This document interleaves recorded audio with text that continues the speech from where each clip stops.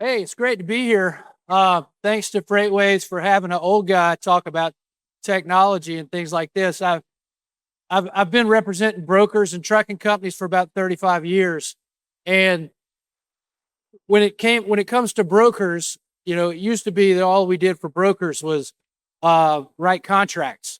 We would work with them on contracts, and now uh, we a few years after that we started having to deal with freight broker liability for accident cases, and now we've got all of this. We've got all of this on our plate. So there's a lot of stuff going on. And it looks a lot different than what it used to look like.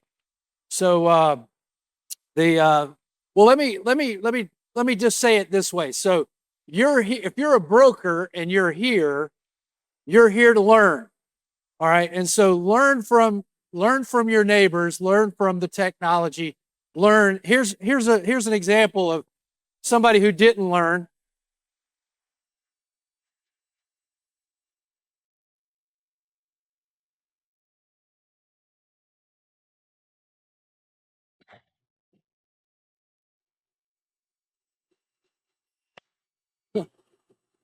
All right, so he had ample opportunity to learn, and he did not. So now here's some stats from TIA. This is just shows you how crazy the increase in freight fraud and freight theft has been. Just nuts in terms of what we're dealing with. So the but it's what I want to talk to you a little bit about what you do the day after you find out about the theft. Okay, but before we do that, I've got to go through some scenarios because it might make a difference in what you do. So the first scenario is double brokering. Double brokering is the least sinister of this. Okay, I know none of the double brokering's a bad word for you all. I get it, but when what's happening is that the carrier that you've booked it with has capacity issues. It's always the story I get is always that we had a truck breakdown and I didn't want to fail the broker. Okay, that's the story you always get. Okay, that's not really what happened, but that's what they say. Um, so they're just trying to squeeze a little more margin out of the market by booking a load through somebody else. Um, so so this is bad, but not as bad as the some of the other things we're going to talk about. So then we get to fraudster. Double broker is just a guy who's trying to make a living, right? Maybe not the way you want him to, but that's what we see. Anybody know who this guy is? Anybody? All right, yeah, Frank Abagnale, the Catch Me If You Can guy. He actually lives in Charleston now and teaches people how not to get duped. But the second thing is this identity theft. So we've got these people that come in and pretend to be a carrier, and then they turn around and pretend to be a broker. Okay, so this is the scenario. Y'all know about it. I'm not going to spend a lot of time on it. So we've got that now, and so you can see this is a little different than the regular double brokering thing. This is different because now we're into fraud. Okay, now maybe he was a the double broker guy was a fraud, but this is clearly a fraud. But at this point, the only thing that we've got is we've got a carrier who delivered the load who didn't get paid. All right, so somebody is trying to file on your broker bonds. Somebody's trying to figure out how they can get paid. They're calling your customer, giving your customer a hard time. They're calling Baxter Bailey or Alexander Winton and trying to squeeze you that way. But here the only problem so far is that the carrier that delivered the load didn't get paid. Now, these fake carriers, they come from a lot of different places. You've got thieves out there trying to buy MC numbers. It used to be, and these guys think ahead, okay? they've already started the clock running on new motor carriers so that they can have the whatever age that you guys have, 90 days, 6 months, a year. They want to age those motor carriers like fine wines so that you guys will be ready to hire them when they're ready. And they will be out there. They might be running they might be running an independent contractor out there, somebody who's putting miles on a truck and getting inspected so that they appear legit. But once they get to that stage where they feel like they've got your confidence, that's when it's going to get hard, and it's going to look a little different. It's going to look like these guys. So the first scenario of the theft is what I would call the fraudulent remote cargo theft. All right, and what this is that what we're redirecting the freight. So it could happen a lot of different ways, but either a real carrier or a thief picks it up and then gets told to deliver it to a different place. They're being told to deliver it somewhere other than where it's supposed to go. Now, it wasn't long ago I had thefts, and I had 2 different clients that had freight redirected to the same warehouse in Los Angeles. Okay, because that's where the freight was going. And these guys are out there, and they're running these warehouses, and they'll stay in business for about 45 days. Okay, so the warehouse is innocent. They don't know what's going on. They've been paid, or at least they got the initial check, and then the freight starts coming in.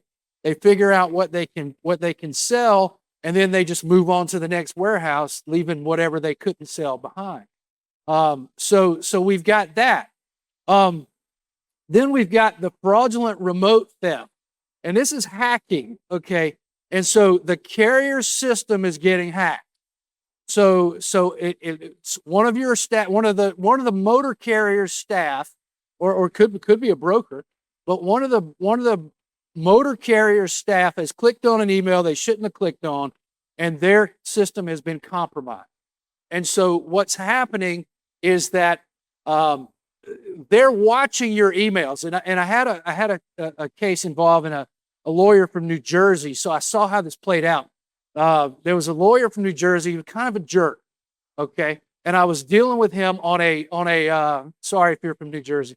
He's kind of a jerk. And so I was dealing with him on a tow dispute. He represented a evil tow company that wanted to charge too much, and I was opposing that on behalf of my client. And so he wanted to. Anyway, every conversation was adversarial. Every email was terrible. The stuff he would say, and then we got this nice email that said, "I'll accept your last offer of $20,000 or whatever it was. Wire the money to this account." All right. And so I knew this guy's a jerk. I'm like, there's not something that happened to him to make him not a jerk. Okay. What had happened is he had been hacked, and whoever was hacking him looked at his emails to see when the time to ask for money was. And so they're reading all of his emails. And so they saw the email, they said, and they took advantage of it and said, here, now he's communicating with us by fax because he doesn't have control of his email. But anyway, so that's when somebody gets hacked. And then you've got this strategic theft thing. Okay. Now here's where they really work hard. They will go out and book a bunch of loads, and in the hope that they get the one going to Best Buy or the one going to the copper recycler or what have you. And so they're sitting there, they're running a bunch of legitimate loads for you, waiting for the right load. And they will wait until they get the right load, and they will deliver it. And it will be on time. And the service will be fantastic.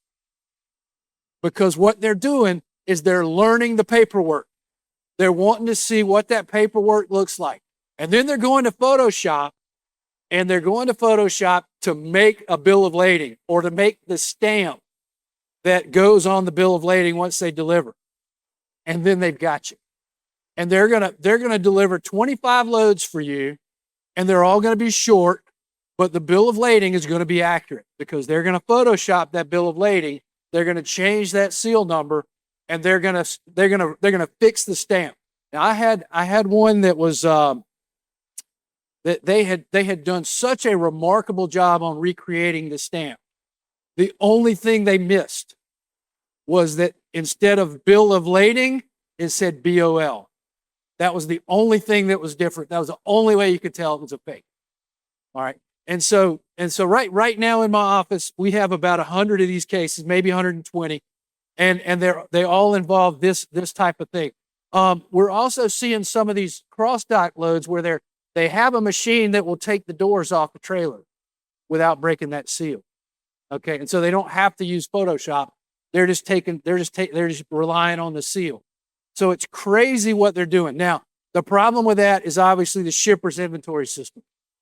And so we're gonna talk about that, and we're gonna see what that looks like. Now, so you'll see fake delivery receipts, and they've actually hacked the tracking software. So I've had loads that were stolen that looked like they were about to be delivered the next day, and we found out they're in Mexico. Okay, because they've hacked the software that you're tracking them with. And now, I mean, maybe they paid somebody to drive there in a Volkswagen with the phone or something. I don't know, but they figured out how to do that too. So here's some advice. Tell them to start without me. The hell you need ball bearings for? Oh, come on, guys. It's so simple. Maybe you need a refresher course. Hey, it's all ball bearings nowadays. Now, you prepare that Fetzer valve with some 3-in-1 oil and some gauze pads. I'm going to need about 10 quarts of antifreeze, preferably Prestone. Oh. All right, so it's all ball bearings now. Everything's different. We need to use new technology. I heard people talking about new technology. I'm a low-tech guy. I'd love to have a BlackBerry if they were still around. But they, seals are great. Light meters, that's a good start. That's a good thing. You've got all of the software, all these people out there, and if there's somebody in the room that I left out, I'm sorry. These are the ones that I've seen in the cases that I've got and the things I'm dealing with. But let me tell you what. So here the VIN number is what's key. We've got to figure out how to capture the VIN, and there's a company out there designing something like that right now. We've got to figure out how to be able to tell the shipper, here's the VIN of the truck coming to get this, and make them figure out, is this the right truck? Okay, now we're not there yet. Maybe we'll get there at some point.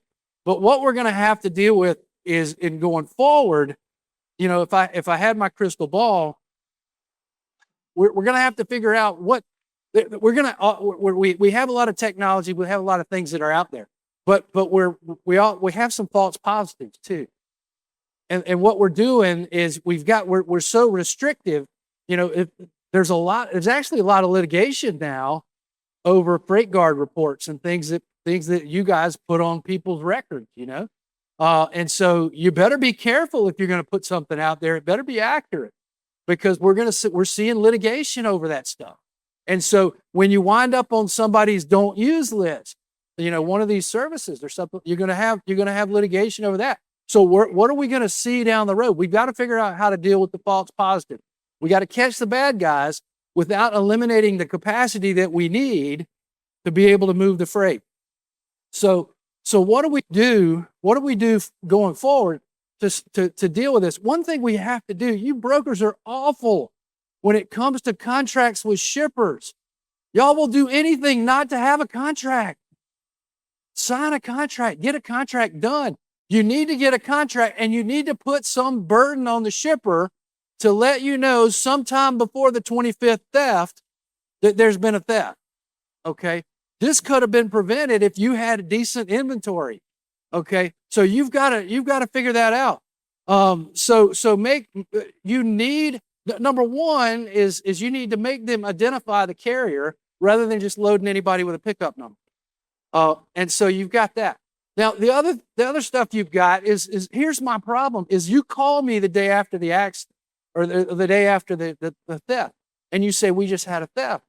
And I'm like, well, let's look at your insurance. Okay.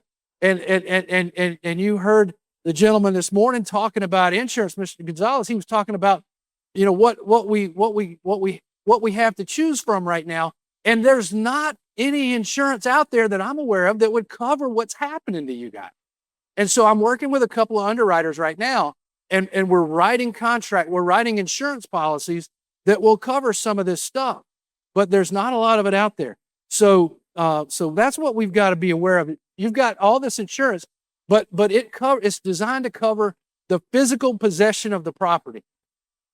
Everything's based on that. So that's what we've got to do. We've got to figure this out, and we've got to find a way to include that in our risk management. So as we work through this, keep that in mind. Thank you very much.